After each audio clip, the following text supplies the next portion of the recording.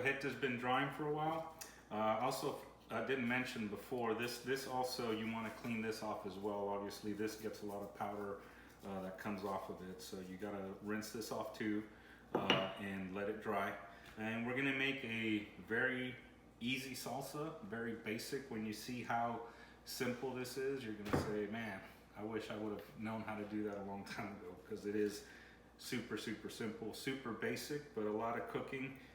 Some of the basic stuff is what works the best. So I'm going to use 1 Roma tomato. I'm going to use, this onion's actually a little too big, so I'm just going to use half of it. And we have a jalapeno, 3 serranos. These are actually kind of big. So, and the reason I use jalapeno and serrano is just the flavor is very different in both, and the combination of the two really makes, I think, makes a difference. And then 1 garlic clove, pretty big, and we're gonna and some salt. That's all we need, really. Now, for spice level, Fredo, do you want to use more chiles or just different types of chiles to make your salsa spicier? Yeah, so you could use different chilies. I mean, if you really want something like Thai chilies, or like really hot, or like if you want a habanero, yeah, by all means, you can replace any of these with any of those. The flavor is going to be different, right? It's not going to taste quite the same as a Mexican salsa, because the chilies are different. But yeah, this right here is going to make a pretty hot salsa already. These serranos are pretty big, and sometimes you get some that are hotter than others. So, but this combination right here should make a pretty spicy hot salsa. Okay, so we're gonna start to roast our ingredients. I'm gonna use my cast iron skillet. I'm put some foil in here because, like I said, the skillet also gets seasoning, and those are not really flavors that I want in my seasoning of my skillet. I don't want to cook a steak and it tastes like jalapenos and stuff like that. I use my skillet primarily for proteins, meat, chicken, stuff like that, bacon, sausage, eggs, that kind of stuff. So we don't want to mess with that seasoning. Would you recommend having a separate pan altogether for these kind of flavors? You could. I mean, if you wanted to, the traditional instrument that you would use, cooking instrument, is a comal, which is a kind of like a flattened skillet. There's some made of iron, some made of clay, and it's basically the same function as this. But yeah, if you want to have a separate one for that, by all means. Okay, so we've been roasting our ingredients here: peppers, onion, garlic, tomato, and as you can see, everything's getting nice and toasted, and we're almost ready to make salsa. All right, welcome back. So now we're gonna finish this salsa up. Fredo, go for it. So we roasted all our peppers, tomato, and onion. Wish you guys could smell it in here. It smells amazing. And our garlic is down here. So first thing we want to do is peel our garlic. We don't peel it before, we peel it after. And why don't you peel it before?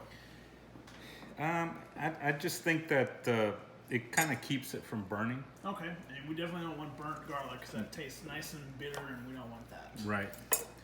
So we have our garlic.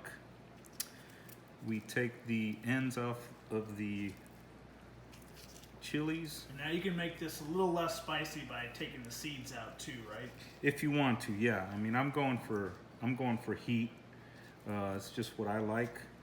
You can definitely do it the way you the heat. This particular salsa, because of the way that you grind the stuff in here, it really makes it spicy because it makes all the seeds burst. It makes all the little veins inside of the chilies that hold that heat. It's just gonna explode into the salsa. And our onion, we do want to cut this a little bit. But we do want to leave it in big chunks, right? Yeah, I mean it's all gonna grind down. We don't want to dice this or mince it or anything. No, right? I mean the point is here that we're going to smash everything together. So, and I'm just doing this. I'm cutting it so that it's in a more manageable size. And then our tomato, or actually, we can start grinding this now. Okay. And right now you're using the tejolote, right? Correct. Did I say that right? Yes. How's my accent? Not bad. Perfecto. Ooh. Right.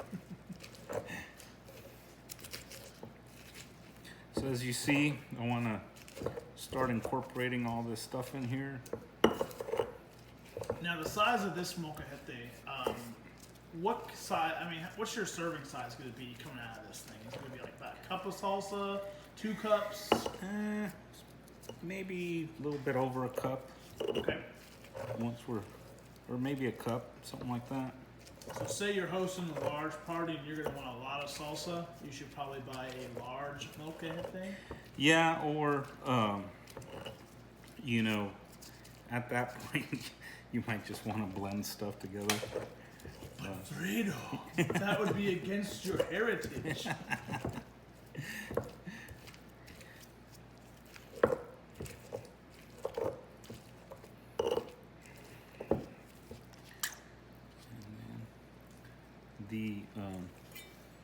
Now we take the skin off the tomato, is that correct? Yeah, and it pretty much falls off on its own when you're cooking it.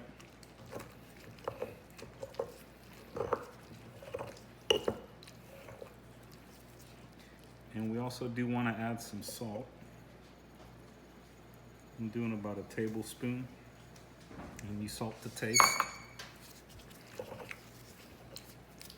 Are there any other kind of seasonings you put in there? Like classic seasonings like cumin or paprika or anything like that? Nope. No? Okay. Just salt. All the flavors coming from the roasted vegetables, right? Correct. Do you like a warm salsa or do you like a cold salsa?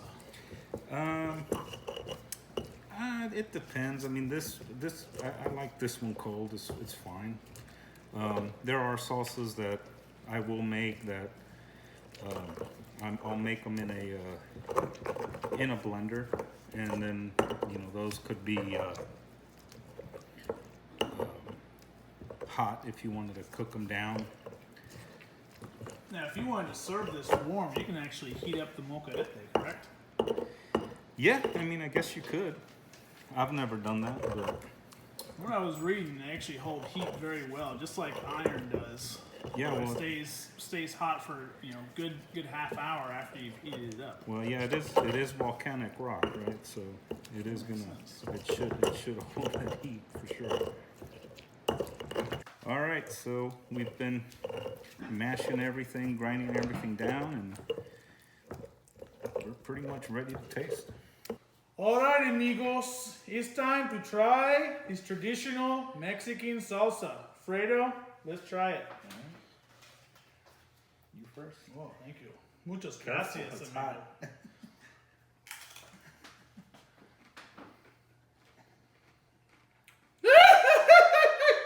That's muy delicioso.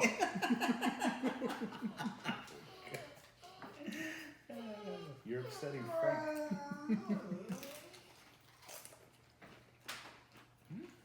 Do you have a grito for me? No grito? It's okay.